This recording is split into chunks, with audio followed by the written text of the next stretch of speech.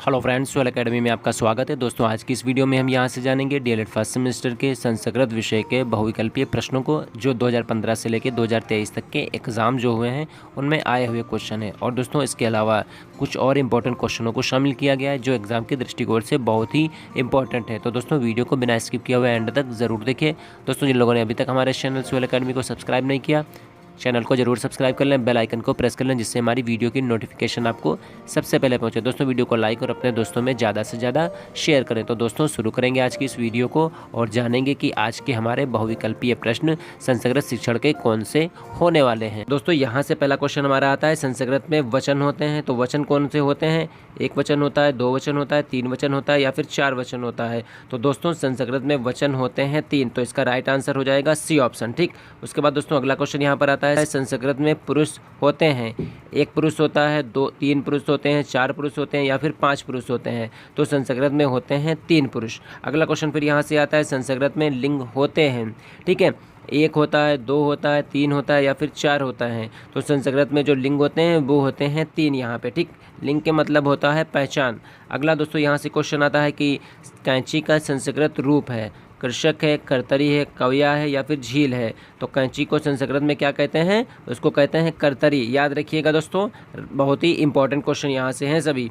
अगला क्वेश्चन फिर यहाँ पर आता है कि नर्स का अर्थ है, यानी संस्कृत में नर्स को क्या कहते हैं? समाप्त कहते हैं, चमक कहते हैं, उपचारिका कहते हैं या फिर ये सभी? तो देखिए, नर्स का अर्थ हो जाएगा उपचारिका। तो दोस्तों, कुछ इस तरीके से आंसर इसके होते हैं जो आप वहाँ से समझ लेंगे। ठीक है, तो नर्स क्या करती है? उपचार का काम करती है, तो उपचारिका हो जाएगा ये। ठीक है, अगला क्वेश्चन फिर यहाँ से आता है, ऊर्मी का अर्थ है, यानी संस्कृत में ऊर्मी किसे कहते हैं? पगड़ी को कहते हैं, दवा को कहते हैं, लहर को कहते हैं या इनमें से कोई नहीं? तो इसका राइट आंसर हो जाएगा, ऊर्मी का अर्थ हो जाएगा लहर। ठीक है, उसके बाद दोस्तों अगला क्वेश्चन यहाँ पर आता है, शलभा का अर्थ है, तो शलभा का अर्थ क्या है? न्योला है, टिड्डा है, मक्खी है या फिर ये सभी? तो शलभा का अर्थ हो जाएगा दोस्तों टिड्डा यहाँ पे। ठीक है, राइट आंसर हो जाएगा बी ऑप्शन। अगला फिर क्वेश्चन यहाँ पर आता है, कपोता का अर्थ है, ठीक है, तो कपोता का अर्थ यहाँ पर क्या है? बिल्ली है, चूहा है, कबूतर है या फिर कौवा है? तो कपोता का अर्थ हो जाएगा कबूतर यहाँ से। ठीक है, राइट आंसर सी ऑप्शन हो जाएगा। अगला फिर क्वेश्चन यहाँ पर आता है, वन मुगद का हिंदी रूप है, ठीक है, यानी वन मुगद का हिंदी रूप क्या है? मशरूम है, दाल है, बैंगन है या फिर लोबिया है? तो वन मुगद का हिंदी रूप हो जाएगा लोबिया। ठीक है, तो अगला क्वेश्चन यहाँ पर आता है, चना का संस्कृत रूप, चड़का, मासा, टड्डुल या फिर अन्नम? तो चना का संस्कृत रूप हो जाएगा दोस्तों ए ऑप्शन, चड़का यहाँ पे। ठीक है, उसके बाद अगला क्वेश्चन यहाँ पर आता है, शार्दुला का हिंदी रूप, तो शार्दुला का हिंदी रूप क्या होगा? घोड़ा होगा, हाथी होगा, बाघ होगा या फिर बंदर होगा? तो शार्दुला का हिंदी रूप हो जाएगा बाघ यहाँ पे। ठीक है, उसके बाद अगला क्वेश्चन यहाँ पर आता है, चड़क का अर्थ है, क्या चड़क का अर्थ है? गेहूं है, चना है, चावल है या फिर दाल है? तो चड़क का अर्थ हो जाएगा दोस्तों चना यहाँ से। ठीक है, उसके बाद दोस्तों अगला क्वेश्चन यहाँ पर आता है, जम्बू का अर्थ है, अंजीर है, जामुन है, नारियल है या फिर अंगूर है? तो जम्बू का अर्थ हो जाएगा दोस्तों यहाँ पे जामुन, बी ऑप्शन इसका राइट हो जाएगा। ठीक है, उसके बाद अगला क्वेश्चन यहाँ पर होता है कि क्रिया के जिस रूप में उसके होने का समय का बोध होता है उसे क्या कहते हैं? यानी क्रिया के जिस रूप में उसके होने वाले समय का ज्ञान प्राप्त होता है उसको क्या कहते हैं? धातु कहते हैं, लकार कहते हैं, काल कहते हैं या फिर कर्म कहते हैं? तो दोस्तों, क्रिया के जिस रूप में होने का समय जिसमें पता चलता है, ठीक है, तो उसको कहते हैं दोस्तों काल, यानी टाइमिंग कहते हैं। ठीक है, उसके बाद दोस्तों अगला क्वेश्चन यहाँ पर आता है, काका का हिंदी भाषा में क्या कहते हैं? कबूतर कहते हैं, मोर कहते हैं, कौवा कहते हैं या फिर मैना कहते हैं? तो काका का हिंदी में कहते हैं यहाँ पे कौवा। ठीक है, तो राइट आंसर यहाँ पे सी ऑप्शन हो जाएगा। अगला क्वेश्चन फिर यहाँ पर आता है कि शशका का हिंदी भाषा में क्या कहते हैं? शेर कहते हैं, चीता कहते हैं, खरगोश कहते हैं या फिर बंदर कहते हैं? तो शशका को हिंदी भाषा में कहते हैं खरगोश। ठीक, अगला क्वेश्चन यहाँ पर आता है कि यौनाला का अर्थ है, ज्वार है, तिल है, दाल है या फिर छोले हैं? तो यौनाला का अर्थ हो जाएगा दोस्तों ज्वार। अगला क्वेश्चन फिर यहाँ पर आता है, केला का संस्कृत रूप, अछोटम, कदली फलम, येखम या फिर नारंगम? तो केला का संस्कृत रूप हो जाएगा दोस्तों कदली फलम, यानी केले को संस्कृत में क्या कहते हैं? कदली फल। तो दोस्तों, बहुत ही अच्छे क्वेश्चन आपको दोस्तों यहाँ से देखने को मिलेंगे, तो आप अच्छे से इनको तैयार कर लीजिए, क्योंकि अब जो आपका एग्जाम होगा उसमें ज़्यादा टाइम नहीं बचा है। ठीक है, तो युद्ध स्तर पर अच्छे से अच्छे तैयारी आप कर लीजिए। ठीक है, उसके बाद दोस्तों अगला क्वेश्चन यहाँ पर आता है, जामाता का हिंदी अर्थ है, जमाई है, दमाद है या फिर दोनों है या फिर कोई नहीं? तो जामाता का हिंदी अर्थ हो जाएगा जमाई भी हो जाएगा और दामाद भी हो जाएगा। ठीक है, तो इस तरीके से इसका राइट आंसर हो जाएगा दोनों, यानी ए और बी ऑप्शन हो जाएगा। ठीक है, उसके बाद दोस्तों अगला क्वेश्चन यहाँ पर आता है, नकुला का हिंदी अर्थ है। नेवला है, टिड्डा है, मक्खी है या फिर ये सभी है। तो नकुला का हिंदी अर्थ हो जाएगा दोस्तों नेवला। अगला क्वेश्चन यहाँ पर आता है, द्वादश शब्द बोधक है। 2 का, 12 का, 22 का या फिर 32 का। तो द्वादश शब्द बोधक है यहाँ पे 12 का। ठीक है, यानी जो ये 12 होता है इसको संस्कृत में क्या कहते हैं, इसको संस्कृत में द्वादश कहते हैं। तो दोस्तों जो गिनतियाँ होती हैं उन गिनतियों के दोस्तों नाम संस्कृत में कितने होते हैं आप उनको याद कर लीजिएगा। ठीक है, तो ज़रूरी इंपॉर्टेंट यहाँ से एक क्वेश्चन तो आपका ज़रूर बनता है। ठीक, उसके बाद दोस्तों अगला क्वेश्चन यहाँ पर आता है, करकटी का अर्थ है जामुन है, संतरा है, खीरा है या फिर आम है। तो करकटी का अर्थ हो जाएगा दोस्तों यहाँ पे खीरा। अगला क्वेश्चन फिर यहाँ पर आता है होगा, पालक हो जाएगा, आलू हो जाएगा, प्याज हो जाएगा, मिर्च हो जाएगा। आलू का अर्थ हो जाएगा यहाँ पर प्याज हो जाएगा। ठीक, अगला क्वेश्चन फिर यहाँ पर आता है, कुष्मांड का अर्थ है। तो तरबूज होता है, कद्दू होता है, लहसुन होता है या फिर प्याज होता है। तो कुष्मांड का अर्थ हो जाएगा कद्दू यहाँ पे। ठीक है, उसके बाद दोस्तों अगला क्वेश्चन यहाँ पर फिर आता है कि केकड़े को संस्कृत में कहते हैं। तो केकड़े को संस्कृत में क्या कहते हैं, कुलीरा कहते हैं, कूर्म कहते हैं, मत्स्य कहते हैं, झस कहते हैं। तो केकड़े को संस्कृत में कुलीरा कहेंगे। ठीक, अगला क्वेश्चन फिर यहाँ पर आता है, गृह गोधिका का हिंदी अर्थ है कालीन, कमरा, छिपकली या फिर कोई नहीं। तो गृह गोधिका का हिंदी अर्थ हो जाएगा दोस्तों छिपकली यहाँ पे, यानी छिपकली को संस्कृत में क्या कहते हैं, गृह गोधिका कहते हैं। ठीक, उसके बाद दोस्तों अगला क्वेश्चन फिर यहाँ से आता है कि दुर्गथान का अर्थ क्या है, नाव है, जीप है, बैलगाड़ी है या फिर साइकिल है। तो यहाँ पे जो जीप होती है इसको संस्कृत में क्या कहते हैं, दुर्गथान कहते हैं यहाँ पे। ठीक है, उसके बाद दोस्तों अगला क्वेश्चन फिर यहाँ पर आता है कि हिरण का संस्कृत रूप। तो हिरण का संस्कृत रूप क्या हो जाएगा, कुरंगा हो जाएगा, सरगा हो जाएगा, अश्वा हो जाएगा, शलभा हो जाएगा। तो हिरण का संस्कृत रूप हो जाएगा कुरंगा यहाँ पे। ठीक है, राइट आंसर ए ऑप्शन हो जाएगा। अश्वा किसका होगा, अश्वा हो जाएगा घोड़े का यहाँ पे। ठीक है, अगला क्वेश्चन फिर यहाँ पर आता है, अडाकी शब्द का अर्थ है।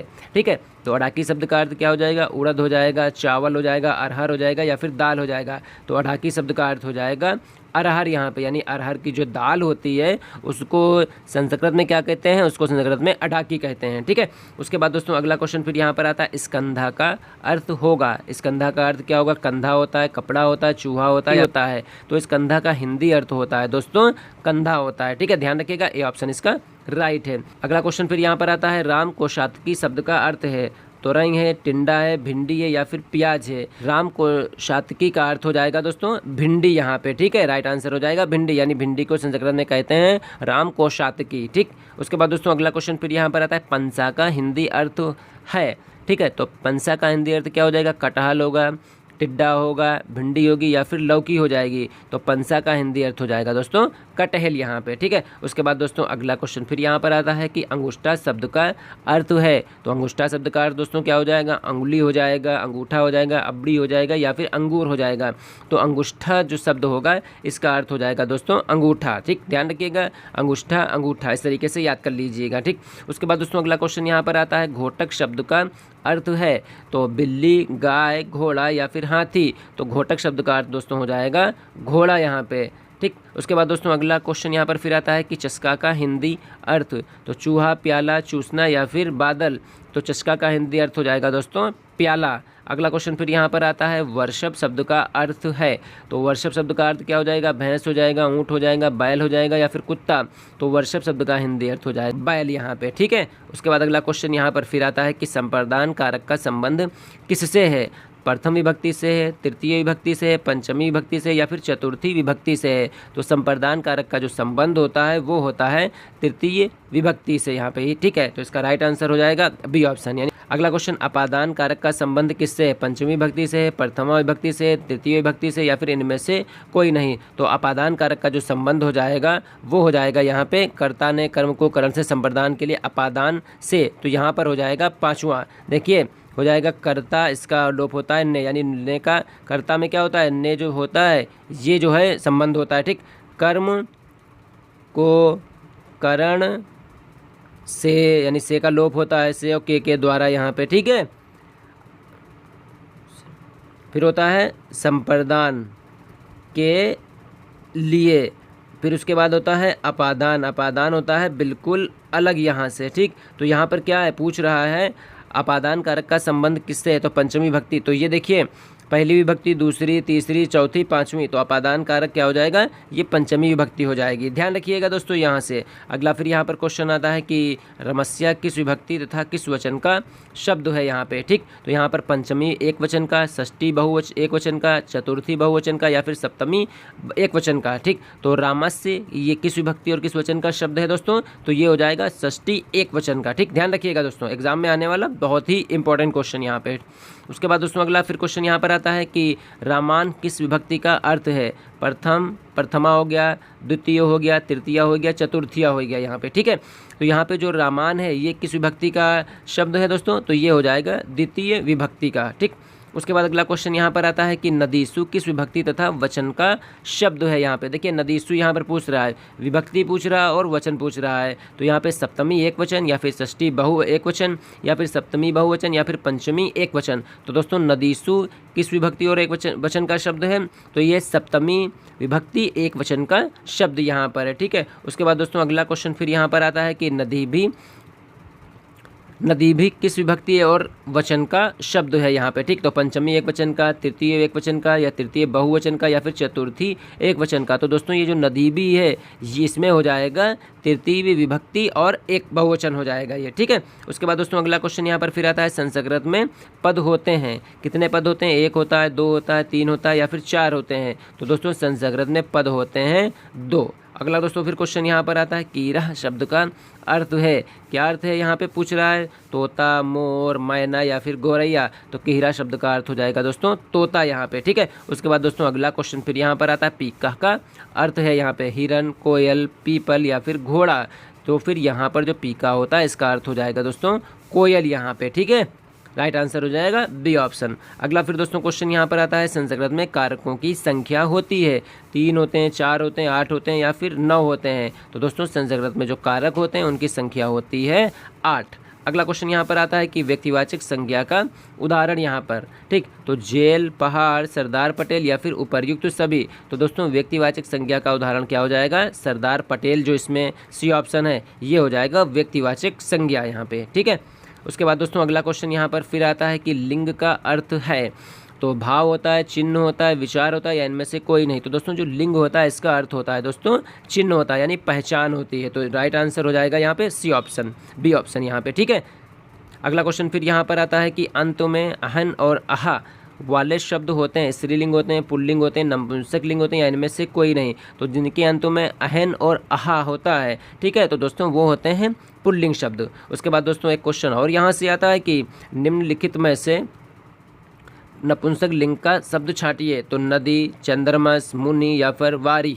तो यहाँ पे नपुंसक लिंग का शब्द पूछ रहा है, तो यहाँ पर जो वारी होगा ये नपुंसक लिंग हो जाएगा। ठीक है, तो यहाँ पे जो संस्कृत में लिंग होते हैं 3, एक होता है स्त्रीलिंग, दूसरा होता है पुल्लिंग, ठीक है, तीसरा होता है यहाँ पे नपुंसक लिंग यहाँ पे। ठीक है, तो ध्यान रखिएगा दोस्तों आज की इस वीडियो में हम लोगों ने यहाँ से डीएलएड फर्स्ट सेमेस्टर के संस्कृत शिक्षण के 50 बहुविकल्पी प्रश्नों को देखा, जो 2015 से लेकर 2023 तक के एग्जाम में आए हुए क्वेश्चन थे। इसके अलावा दोस्तों जो एग्जाम के दृष्टिकोण से वेरी इंपॉर्टेंट क्वेश्चन है, जहाँ से प्रश्न बनने के 100% चांस रहते हैं, उनको दोस्तों इसमें शामिल किया गया।